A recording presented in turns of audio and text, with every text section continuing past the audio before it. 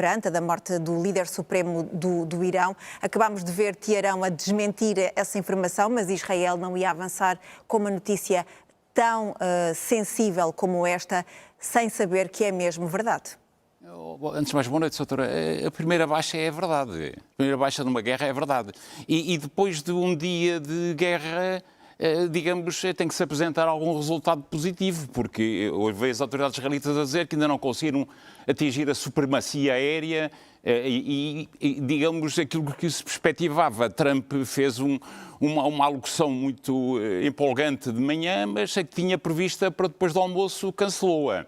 E a realidade dos factos é que os Estados Unidos lançaram uma campanha de Tomahawks, fundamentalmente, aquela que foi mais efetiva, lançaram centenas de Tomahawks, mas levaram com 1.200 mísseis de curto alcance.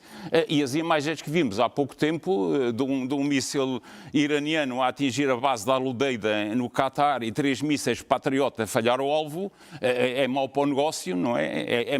Certamente... Ou seja, o que nos está a dizer é que é pouco aquilo que os Estados Unidos nos mostram ao final de praticamente um dia de operação. Doutora, é bastante pouco. Mesmo decapitando o líder do regime. Doutora, eu não creio que seja Khamenei que está a conduzir as operações, não é? Não me parece que seja ele que seja general ou almirante.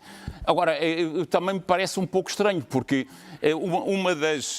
Não digo que ele não tenha sido eliminado, mas a realidade dos factos é que se ele for eliminado, esta guerra, que já é uma guerra regional, já não é uma guerra local, aliás, como os iranianos tinham avisado, que ia ser uma guerra regional, passa a ser uma guerra global. Por isto é a mesma coisa que matarem o Papa, não é? Se matarem o Papa, digamos também numa habilidade deste género, permita-me a deselegância do termo, a seguir temos uma guerra santa, não é? Em particular, se for alguém, digamos... Mas vê algum indício disso? Porque não se, eu não vejo não se vislumbra nenhum aliado clássico do Irão a vir vingar aquilo que está a acontecer ao país. Doutora, os aliados do Irão estão no terreno. Esta guerra não é entre o Irão e Israel e os Estados Unidos. Esta guerra é entre dois blocos. Digamos, e a senhora vê Araghchi muito descontraído a falar à comunicação social norte-americana. É absolutamente descontraído. Portanto, houve qualquer coisa que mudou. Se compararmos esta campanha, não é? Porque isto é uma guerra que tem décadas. Se compararmos esta campanha com a de junho do ano passado, os resultados que Israel teve na altura são bastante mais significativos. Basta dizer que na altura contaram com uma quinta coluna no território quem eliminou efetivamente as lideranças na altura políticas, militares, etc. Foi essa quinta coluna, um esquema muito bem montado pela Mossad, pela CIA, etc.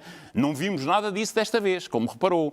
Depois, lançar uma campanha destas, depois dos acontecimentos de janeiro, em que efetivamente o remanescente dessa quinta coluna foi eliminada pelo Irão, não parece bom, não parece muito avisado nesta altura, mas nos parece um ato de desespero. Um ato de desespero. Porquê? Por ter a consciência de que o Irão está a receber um grande volume de equipamento militar e tecnológico, nomeadamente da parte da China. Sabemos que o Irão recebeu helicópteros russos Mi-28, sabemos que estão para receber Sukhoi 35, sabemos que receberam radares que detectam os aviões furtivos YLC-8B, que detectam aviões furtivos a 700 km. Portanto, mas também não é a retaliação em si que foi feita pelo Irão, também não poderá ser um sinal de desespero? Atacar vários países ao mesmo tempo, muitas vezes, ataques que caem fora das bases, por exemplo. Doutor, peço desculpa tê-lo interrompido. O que o Irão está a fazer, primeiro a posição ainda vai no adro, se me permite este termo. O que nós estamos a assistir neste momento é a saturação da defesa aérea norte-americana, fundamentalmente. Aliás, nós é que às vezes estamos pouco atentos àquilo que dizem os iranianos. É um bocadinho como com o seu Putin. Nunca ligamos ao que ele diz e depois ficamos espantados com as respostas. É que o que o Irão disse na altura e avisou os países vizinhos é que a seguir iam atacar tudo o que é a constelação de bases norte-americanas da zona, que são cerca de 14. E neste momento o esforço iraniano nem é tanto dirigido contra Israel. Israel vem a seguir. Israel tem sido atacada fundamentalmente com drones, etc. Aliás, hoje veio um dos líderes dos guardas da Revolução precisamente dizer que, em alto e em bom som, que o que estão a lançar neste momento são mísseis, digamos, de terceiro nível. Porque os hipersónicos, os mísseis, aquilo que têm guardado vem a seguir. Porque há aqui uma fragilidade. E isso é para que depois a retaliação seja mais furiosa, ou há aqui alguma tática para muito obrigado pela questão. gerir os recursos? Muito obrigado pela questão. Isto faz parte, aliás, o que era expectável. Portanto, fundamentalmente, o que é que o Irão pretende fazer? Tal e qual como vemos isto na Ucrânia. O que é que normalmente os ucranianos fazem? Lançam primeiro drones e depois é que lançam os mísseis. Os drones são para detectar onde é que está o sistema de defesa aéreo, para esvaziar o inventário, e sabemos que o próprio Pentágono avisou os Estados Unidos, avisou Trump, que o número de mísseis que têm em depósitos dá para 5 a 7 dias de guerra. Daqui por 5 dias... E o Irão, então é que Israel, os Estados Unidos, etc., que hoje Trump já vai dizer que tem várias saídas para este processo, pode ser uma guerra longa. E depois General Agostinho Costa, deixe-me só, antes de avançar com esse dado, temos mesmo de avançar para a General Agostinho Costa.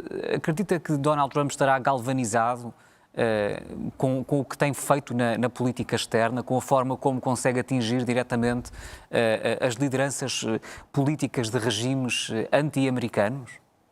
Soutor, digamos, o registro não é brilhante, não é? Se formos olhar para este ano de política externa norte-americana, vemos a Groenlândia, vemos a Venezuela, vemos a bela relação que tem com a União Europeia, vemos o desastre que é em relação à eficácia da NATO, vemos a saída, digamos, pela porta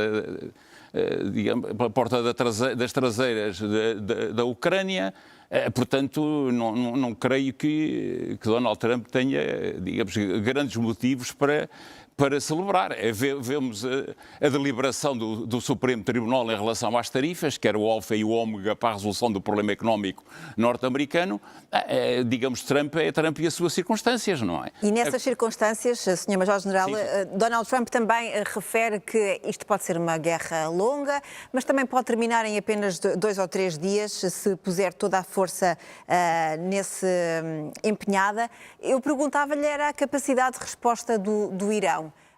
Tem capacidade para aguentar uma guerra longa? Soutora, digamos, os talibãs aguentaram 20 anos, não é?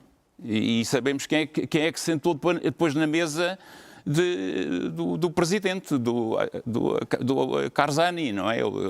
Do Ashraf Ghani, não é? Depois vimos lá aqueles cidadãos de barba grande e tal, com um ar circunspecto, olhar para as câmaras e vimos onde é que Ashraf Ghani se meteu. Foi num helicóptero com umas malas cheias de dólares e foi ele para os Emirados, não é? Portanto, vamos lá ver, não nos podemos esquecer que o Irão tem 1 milhão e 600 mil quilómetros quadrados. Não é? É quase o tamanho da Europa, não é? E não é com 2 porta-aviões e com um país ali na zona com 10 milhões de habitantes, eu creio que é um bocadinho wishful thinking, não é? Depois, para um cidadão que aqui há poucos falou num outro canal, é só para dizer que o Estreito de Hormuz já está fechado, não é? O Estreito de Hormuz já está fechado. E o Irão não controla apenas metade do Estreito de Hormuz, controla todo. Porque do lado de lá está Oman, não é? Que não é propriamente uma potência na região. Portanto, e depois, o fechar o Estreito de Hormuz pode ser fechado seletivamente. Deixar passar quem querem, não é? É claro que depois tem a esquadra americana, mas se a esquadra americana tiver a menos de 700 km, é uma chatice. Portanto, não faltará capacidade ao Irão para responder? Nem capacidade, nem vontade. Portanto, em termos... Aliás, permita-me apenas um acrescento. Portanto, quando Donald Trump diz que pode ser longa, eu tenho dúvidas que possa ser longa. Porque o Donald Trump costuma dizer que tem a beautiful ocean in between, não é? Quando fala da NATO. Sim. Agora, aqui não tem um oceano, tem 2, não é? Quer dizer, praticamente tem o Índico não está bem... Quer dizer, tem um oceano e tem mais um continente africano pelo meio. Portanto, e um dos porta-aviões está meio avariado, não é? O Gerald Ford está meio avariado, sabe-se bem como é que lá chegou, e sabemos que o que era para ir era o Bush e que também teve uma avaria, portanto, e sabemos que há todo ali um conjunto de constrangimentos, sabemos que há a questão do reabastecimento aéreo e que aquilo tem andado ali a fazer um carrossel para para carregar os aviões. Portanto, daqui por 5 dias vamos ver qual é o argumento que tem Donald Trump, porque esta coisa, em termos quando vimos hoje três patriotas para destruir um míssil de curto alcance iraniano e falharam os 3, portanto estamos a ver que a razão de consumo de sistemas de defesa aérea são 3 mísseis para cada um. Ora, dentro de poucos dias o inventário vai ficar um bocado a zeros, não é? Certo. E depois vamos ver o que é que se arranjam mais uma Midnight Hammer, não é? Se arranjam mais um argumento qualquer para terem uma saída brilhante deste processo. Isto é só para dizer, Sr. Doutora, permita-me apenas para concluir, que Donald Trump jogou uma cartada, um tiro no escuro. Jogou um tiro no escuro. Isto é um pouco uma roleta russa, não é? Aliás, a E maior vamos parte ver se da isto não imprensa condiciona um bocadinho o seu futuro. norte-americana... Oxalá esta guerra acabe da melhor forma, não é? A maior parte da imprensa norte-americana diz que isto foi uma aposta, mas que pode ser muito arriscada, portanto, os próximos dias dirão. Muito obrigada.